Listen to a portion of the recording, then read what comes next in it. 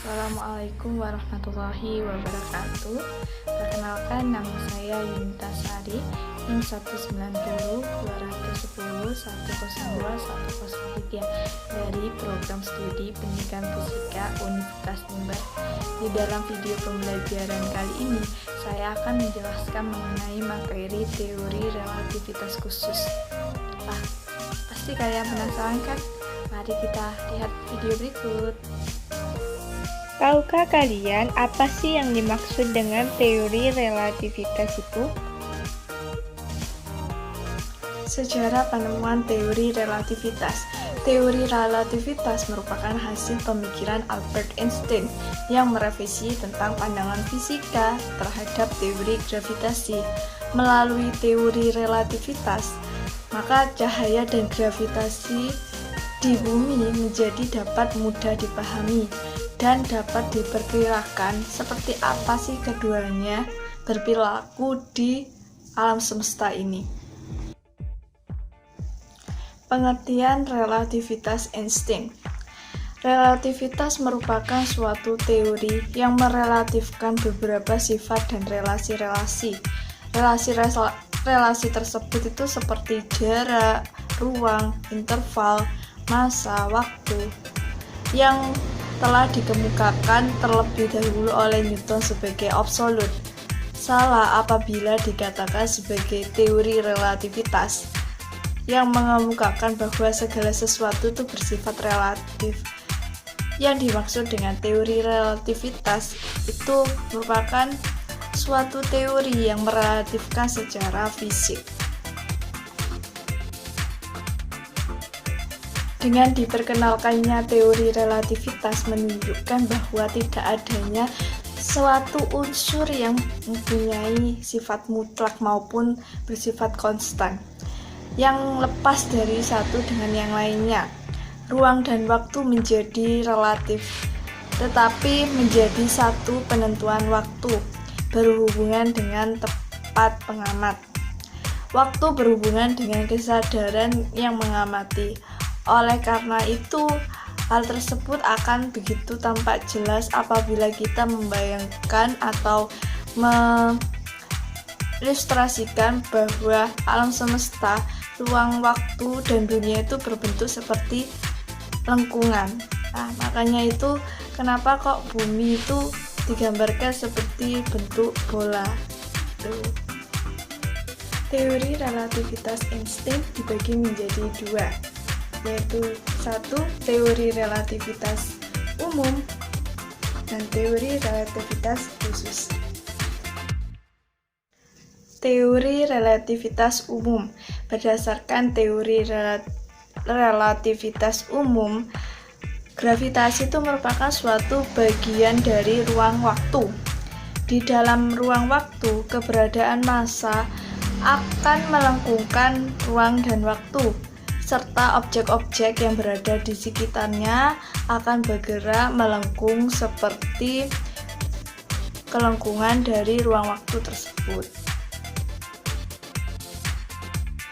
Perkembangan teori relativitas khusus.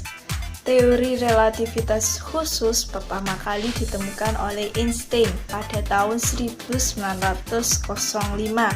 dalam bukunya yang berjudul Zur Elektrodynamik Beweger Körper, yaitu buku tentang elektrodinamika dengan benda-benda yang bergerak. Kenapa sih alasannya teori tersebut dinamakan sebagai teori relativitas khusus? Karena teori tersebut berkaitan dengan kekhususan suatu gerak. Oleh karena itu, teori relativitas khusus digunakan sebagai tulang punggung terbentuknya fisika modern. Einstein menyatakan teori relativitas khusus ke dalam dua postulat. Postulat pertama, Einstein menjelaskan bahwa semua hukum fisika adalah sama dengan semua kerangka acuan inersia. Oleh karena itu, semua gerakan adalah bersifat relatif. Kecepatan dari suatu benda hanya dapat dinyatakan relatif terhadap benda yang lain. Misalkan, apabila pada saat kita berada di dalam pesawat yang sedang meluncur dengan menggunakan kecepatan sekitar 800 km per jam, maka pada saat benda yang kita jatuhkan di dalam pesawat akan jatuh lurus ke bawah.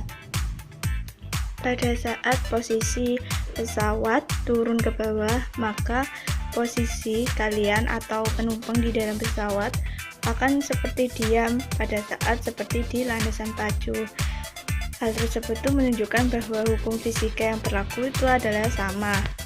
Jadi, berdasarkan contoh pada sebelumnya itu menunjukkan bahwa tidak ada suatu eksperimen yang dapat dilakukan. Katakanlah kalau kalian tuh bisa bergerak dengan kecepatan 800 km per jam atau bahkan sampai 1 juta km per jam. Hal tersebut tuh menunjukkan bahwa kita tuh bisa bergerak secara relatif terhadap sesuatu yang lain, seperti awan di langit. Postulat kedua, Einstein menjelaskan bahwa laju cahaya dalam ruang hampa dengan lambang C itu mempunyai nilai yang sama bagi semua pengamat, tidak bergantung atau bersifat independen pada gerakan sumber ataupun gerakan yang berasal dari pengamat. Pada postulat kedua, kita misalkan apabila kalian terbang mendekati saya dengan menggunakan pesawat luar angkasa serta kalian menyinari saya dengan cahaya tersebut, maka kalian bisa mengukur besarnya kecepatan cahaya dengan besar kecepatan sekitar 300.000 km per detik. Kemudian saya akan mengukur kecepatan cahaya dari arah saya ke kalian. Saya pun juga mendapatkan hasil kecepatan cahaya menjadi 300.000 km per jam.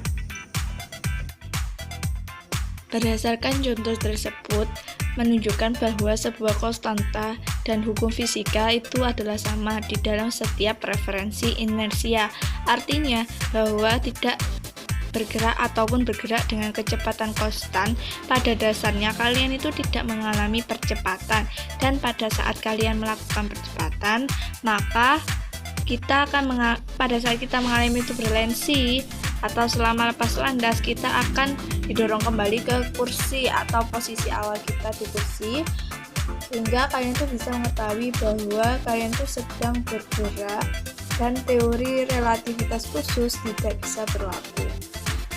Teori relativitas khusus bisa dimisalkan dengan kita mempunyai saudara kembar ataupun kakak, ya, dan kalian akan melakukan suatu perjalanan ke ruang angkasa, sedangkan kakak kalian akan tetap di bumi. Nah, nanti antara kalian dengan kakak kalian itu saling mengamati, dan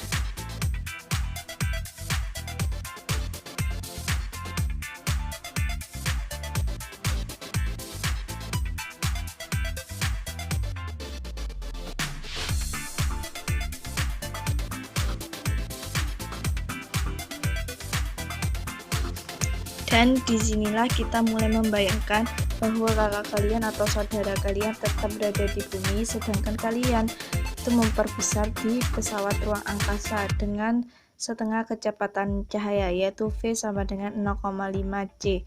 Kemudian kalian kembali perjalanan ke bumi dengan memakan waktu sekitar 35 tahun.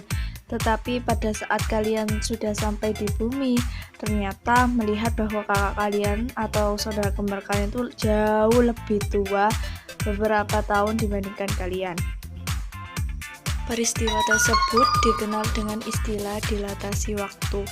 Dilatasi waktu merupakan suatu fenomena yang mana waktu itu dapat berdetak lebih cepat ataupun lebih lambat, bergantung pada bagaimana kalian bergerak.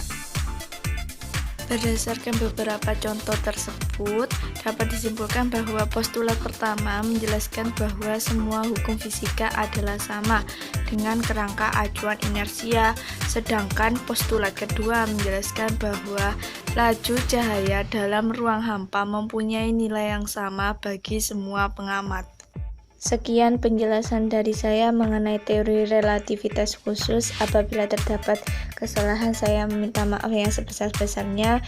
Saya akhiri, wassalamualaikum warahmatullahi wabarakatuh.